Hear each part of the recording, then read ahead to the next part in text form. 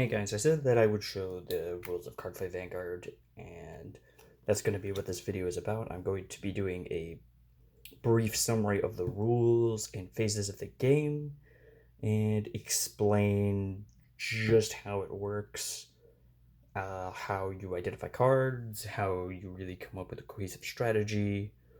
I will not be going into deck building or format exclusive mechanics, but let's get started. So the objective of Vanguard is to give your opponent 6 damage.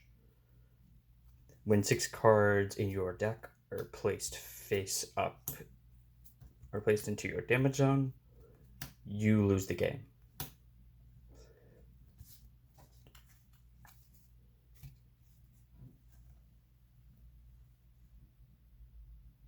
Both players also start with a Vanguard. This will typically be your starting unit. It'll be a grade 0 with an important skill that either gives you a card or is important to your strategy.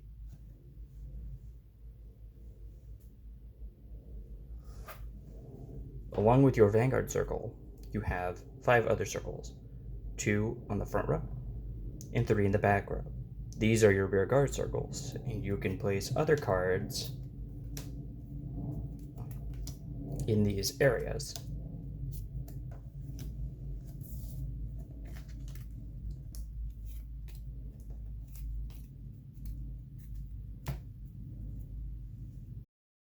To start the game, you place the grade 0 Vanguard face down so that your opponent does not know what you are playing.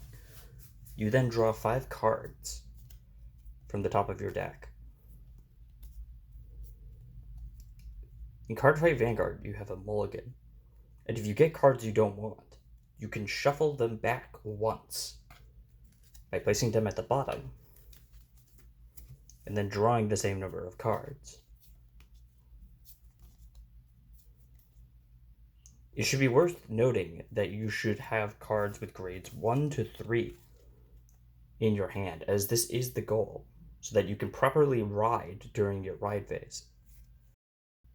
The first phase is the standing phase. At the beginning of your turn, you will stand any tapped units, and then you will draw. The next phase is your ride phase. So after you have stand and drawed, you will ride another card. The card that you place underneath your Vanguard, you can see is a grade less than yours. The goal is to get to grade 3 and further increase the power of your board as you ride. Mechaning Tarantula has a skill which activates when you ride on it, so you would naturally activate that. But more importantly, it goes into the soul after you ride on it.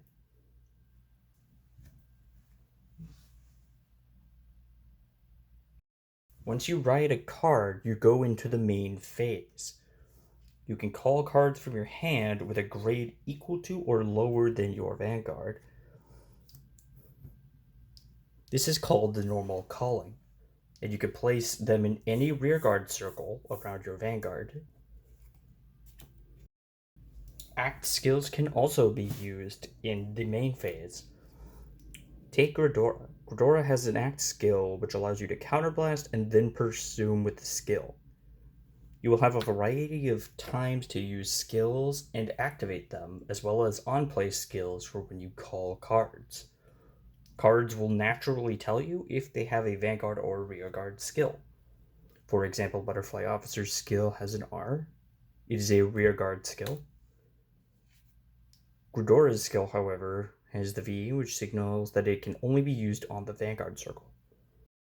It should be worth noting that any unit on the front row can attack.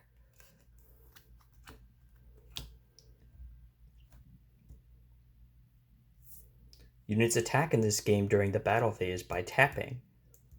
These cards are rested, and they cannot... I'm sorry. Units are tapped when they attack, and that is signaling the opponent to attack. The attack step goes as follows. When you attack, you have an opportunity to use a skill if you have the skill that activates when you attack. You signify to your opponent whether or not you are going to be using a skill. At that point, they can then guard. To put it simply, cards have a shield value on the left side. An attack succeeds when a card attacks and hits an opponent's unit with the same power or less. But your opponent has the opportunity to place a card in the Guardian Circle as such. They place the unit tapped face up in the middle of the board. The power then, on the left side of the card, adds to the power of their unit that they are guarding. It's worth noting that you can only guard one unit that is attacked at a time, but you can only usually attack one unit in most cases. Next is probably the most important, the drive check.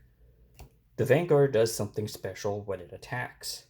You check the top card of your deck for a trigger. Makeup Widow. All triggers have these symbols in the upper right of the card, and you can activate the effect and give the power at the same time. It's worth noting that the drive check is revealed to both players, and it is added to your hand afterwards. Conversely, if an attack hits your Vanguard, then the card is revealed and placed in your damage zone just the same. But you can also activate triggers at this point as well.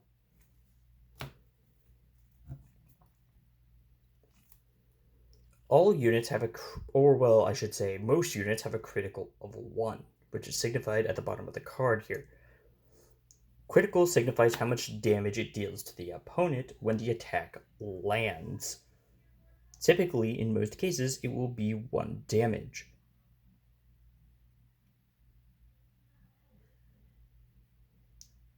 Again, your goal is to defeat your opponent by giving them 6 damage.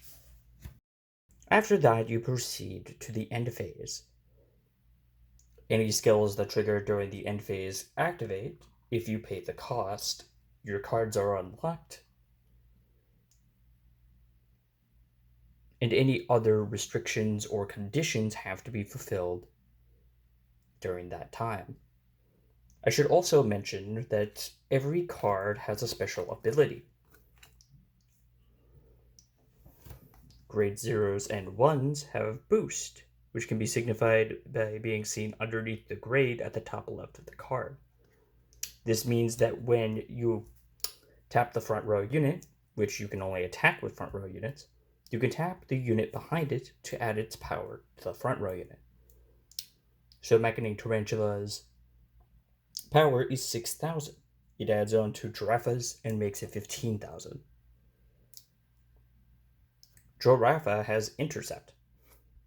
This means that it can move to the Guardian Circle when another unit is attacked during your opponent's battle phase. It then adds its shield to the attacked unit and can be used to guard.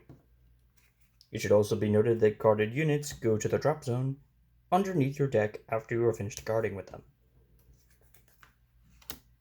Next is probably one of the most important and one of the reasons you read to grade 3 in the first place, Twin Drive. Just like I mentioned, it gives you another drive check during the battle phase, specifically +1. So you check 2 cards, but when you drive check, you do the first drive check and you fulfill all of the conditions before you move to the next drive check. This can create interesting situations where you don't know if you will have enough to beat the opponent's guard, but you can give the effect to any unit on your board, which can be useful depending on the situation.